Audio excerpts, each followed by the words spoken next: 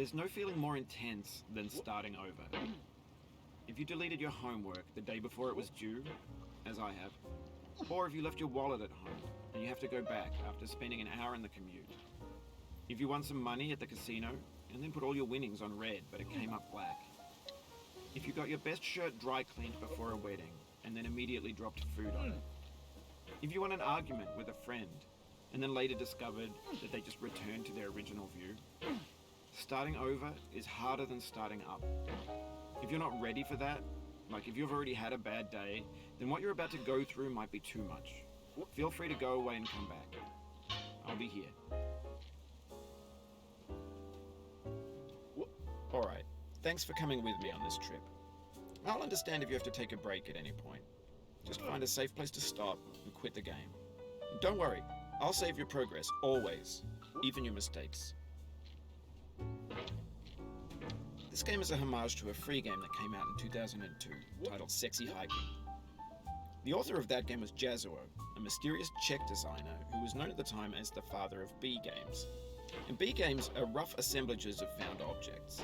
Designers slap them together very quickly and freely, and they're often too rough and unfriendly to gain much of a following. They're built more for the joy of building them than as polished products.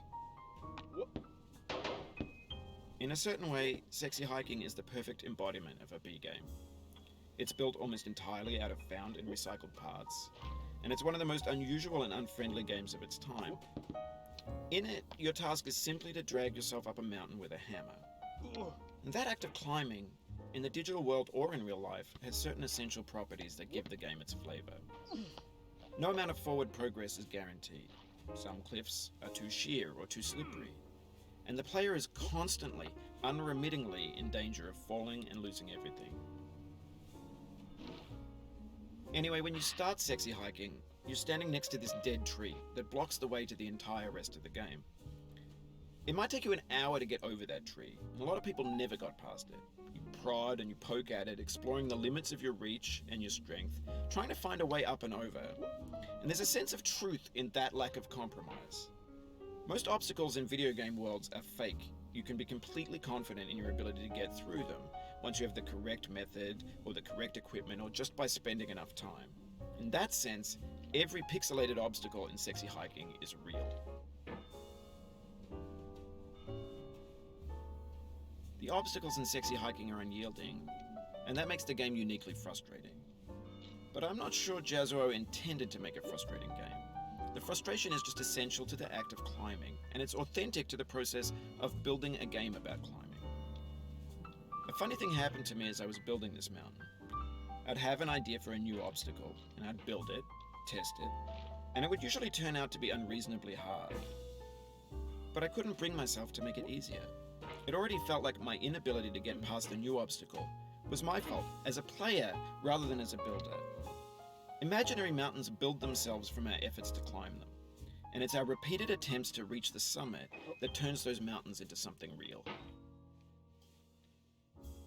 When you're building a video game world, you're building with ideas, and that can be like working with quickset cement.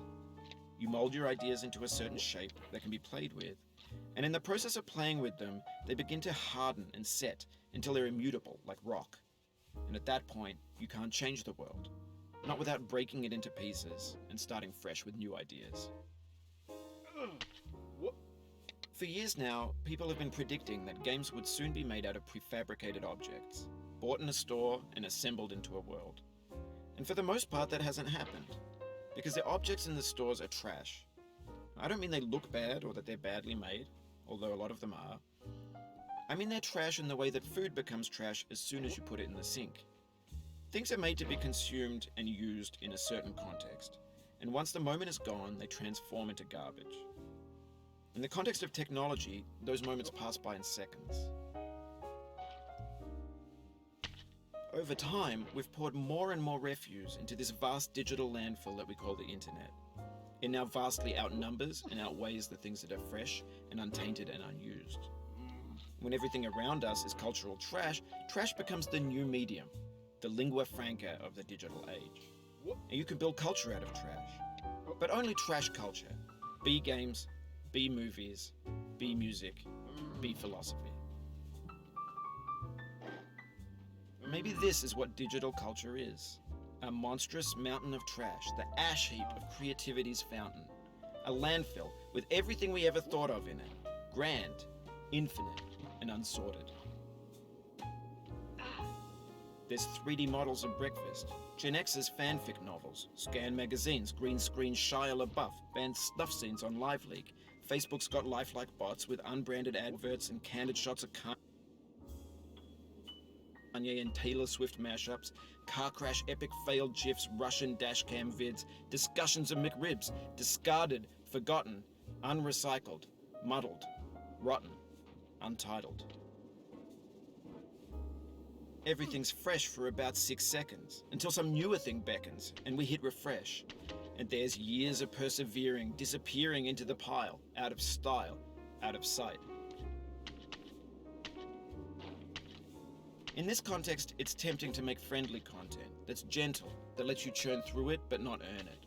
Why make something demanding if it just gets piled up in the landfill, filed in with the bland things? When games were new, they wanted a lot from you. Daunting you, taunting you, resetting and delaying you. Players played stoically. Now everyone's turned off by that. They want to burn through it quickly, a quick fix for the fickle, some tricks for the clicks of the feckless. But that's not you, you're an acrobat. You could swallow a baseball bat. Now I know, most likely you're watching this on YouTube or Twitch, while some dude with 10 million views does it for you. Like a baby bird being fed chewed up food. That's culture too. But on the off chance that you're playing this, what I'm saying is, trash is disposable, but maybe it doesn't have to be approachable. What's the feeling like? Are you stressed? I guess you don't hate it if you got this far, feeling frustrated. It's underrated. An orange is sweet, juicy fruit locked inside a bitter peel. That's not how I feel about a challenge. I only want the bitterness. It's coffee. It's grapefruit. It's licorice. It feels like we're closer now. Composer and climber, designer and user. You could have refused, but you didn't. There was something in you that was hidden, that chose to continue. It means